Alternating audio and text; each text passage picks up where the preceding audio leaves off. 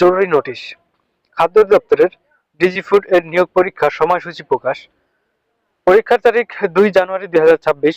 খাদ্য অধিদপ্তরাধীন 13 থেকে 19তম গ্রেডের 25 ক্যাটাগরির 1791টি শূন্য পদে জনবল নিয়োগের লক্ষ্যে জারিকৃত নিয়োগ বিজ্ঞপ্তির প্রেক্ষিতে তৃতীয় পর্যায়ে অফিস সহকারী কাম কম্পিউটার মুদ্রাক্ষরিক পদের বাছাই পরীক্ষা প্রাথমিকভাবে নির্বাচিত প্রার্থীদের লিখিত পরীক্ষা সম্পন্নের লক্ষ্যে 18/12/2025 খ্রিস্টাব্দ তারিখে ডিপিসির সভার সিদ্ধান্ত মোতাবেক পরবর্তী প্রয়োজনীয় ব্যবস্থা গ্রহণ।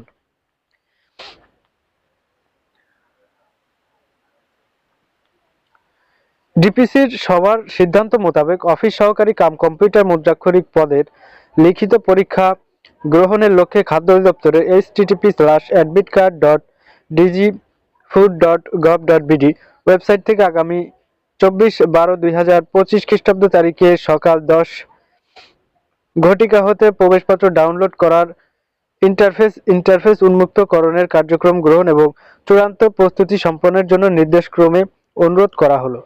তো ভিউয়ার্স, এখানে আপনাদের যারা অফিস সহকারী কাম কম্পিউটার মুদ্রাক্ষরিক পদে প্রাথমিক এমসিকিউ যে পরীক্ষাটি হয়েছিল, এখানে যারা উত্তীর্ণ হয়েছেন তাদের কিন্তু লিখিত পরীক্ষা আগামী 2 জানুয়ারি 2026 তারিখে অনুষ্ঠিত হবে। তো আপনারা যথাযথভাবে প্রিপারেশন সম্পন্ন করুন এবং 24 তারিখের ভেতর থেকে মানে 24 তারিখের মধ্যেই আপনার অ্যাডমিট কার্ডটি ডাউনলোড করে নেবেন।